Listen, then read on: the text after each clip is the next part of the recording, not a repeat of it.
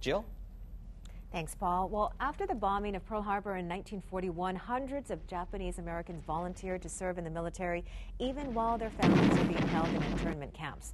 70 years later, surviving members of the 100th Battalion, 442nd Regimental Combat Team, and the Military Intelligence Service were honored for their service and sacrifice with a Congressional Gold Medal. More than 400 veterans were eligible for the award, but only 60 of them were able to go to Washington, D.C. for the ceremony. So today, they're being honored here at home in Hawaii. And joining us now is Congressional Gold Medal honoree Herbert Yanomura, who served in World War II with the Military Intelligence Service, and Tammy Kubo, who also accepted the honor on behalf of her 4 uncles who served. And welcome to both of you.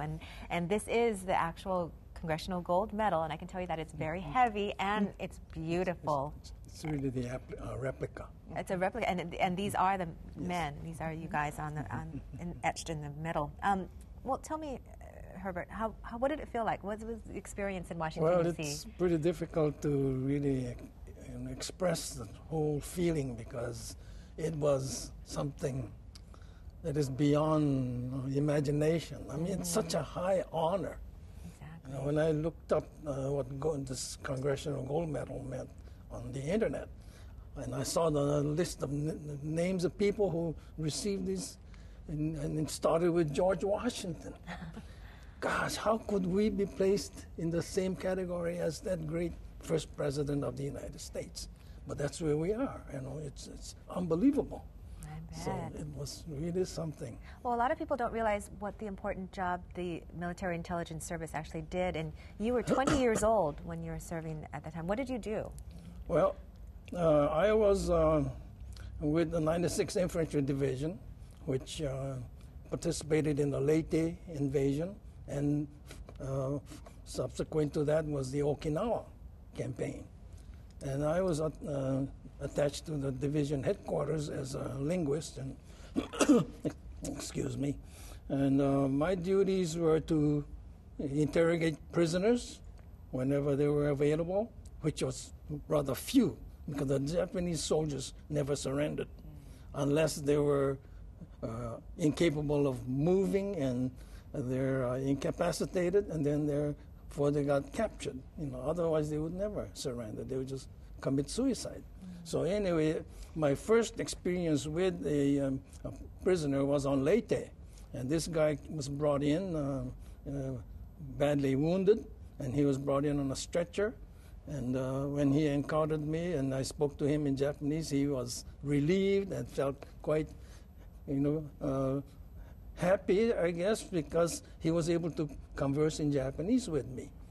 But this guy was badly wounded, and he had on him a filthy-looking bandage, dressing over his wound. So one of the first things we did was for the medic to treat him.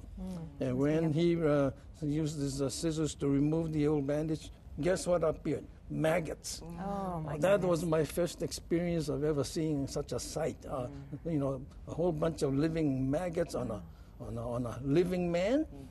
So, but he was cleaned up and he was okay. Wow. So and he continued with the interrogation after that, and we got some information, but nothing really valuable. So many stories, Yes. and each of them has so many stories. And Tammy, you had 4 uncles who served Yes. in the war. Did they talk much about their experience? No, and I felt a tremendous amount of guilt as their descendant that I didn't bring up the subject more.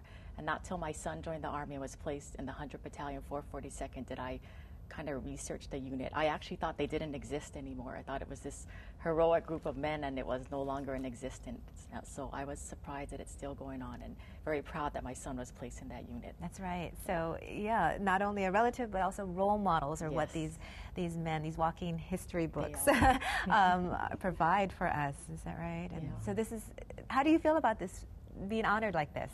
Oh, it's like I said, it's so difficult to fully express the feeling that we felt in Washington, and to be there in the Capitol and be honored in the way we were. And it was great, just awesome. Well, yeah, rock star. Well, Well, I was thankful that I was well enough to travel to D.C. That's right. and be part of this, memorable, event. Right. So today will be very special for all of you. And so thank you. And it's an honor meeting you. And thank you for being here this morning, and you, Tammy, as well. And thank you for your service for our country. Thank you. And again, today's parade through Waikiki begins at 10 a.m. this morning. It starts at Fort DeRussy. It goes down Kalakaua Avenue and ends at Kapiolani Park. And following the parade, there's going to be a banquet at the Hawaii Convention Center where soldiers will be presented replicas of the Congressional Gold Medal. And then on Sunday morning, a memorial service will be held at the National Cemetery at the Pacific at Punch Bowl. Thanks for waking up with us. And the time now is 7:24.